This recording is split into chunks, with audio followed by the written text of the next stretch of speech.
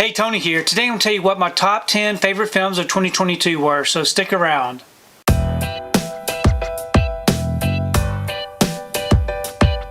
So there were a lot of great films during the year 2022 that I was able to see. A lot of these I saw in the theater, some I saw on streaming, and then others I saw when I got them on physical media. It was really hard to pick my top 10, but there were some really great films. So first up at number 10 was Elvis. I really enjoyed this film. I'm a big Elvis fan. I grew up listening to Elvis. I enjoyed the music, and I thought that the film really focused on that as far as the music was concerned. A lot of good songs and some really great performances. So this is my number 10. At number 9 was another film I saw in the theater, and that was Bullet Train. I thought this was a lot of fun. I enjoy the aspect of whodunit, the mystery of it, the action, the comedy. I thought this was a really fun watch, very rewatchable, and this is the reason why I chose this as my number 9. Now, the next film is number 8, and that was The Unbearable Weight of Massive Talent with Nicolas Cage. This is one I didn't see until it came out on physical media. I really loved this film. I thought it was very well done. It was a really nice surprise, and I was very taken with how much I enjoyed the comedy and the action in this one. Another very rewatchable film, and that's the reason why I made that my number 8. Okay, at number 7 is the Scream movie.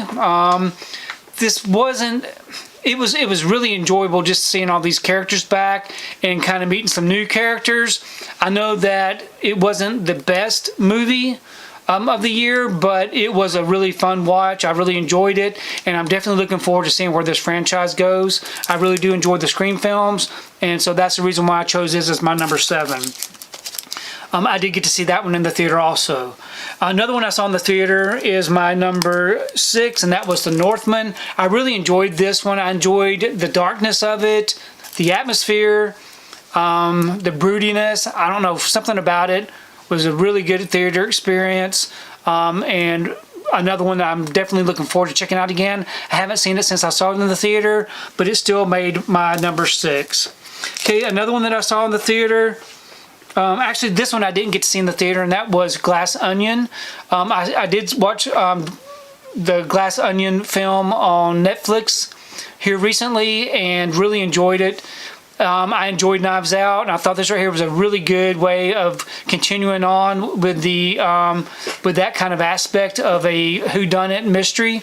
I thought it was very well done. I enjoyed the characters and the action and the twists, so that would be the reason why I chose that as my number 5. Okay, number 4, I saw this one in the theater. I was really looking forward to it. That was Pearl. I thought Mia Goth gave a great performance in this. It wasn't what I was expecting it to be, but it wasn't terrible. I still really enjoyed the film. Like I said, I thought her performance was great, and I can't wait to see the 3rd installment of this particular series. And again, at number 3 would be another one I saw in the theater, and that was X. I really enjoyed this one. This right here was a lot of fun. It had a lot of horror tropes in it, and I got to rewatch. So I saw this in the theater. I rewatched this before I went and saw Pearl, which I really enjoyed it even more on my second watch. And definitely this would be my top number 3. Okay, at number 2 is a new film that just was recently released. I don't know that I can pronounce it all correctly, but it is The Banshees of Inisherin. This right here was a really nice surprise. I just watched this one this past week.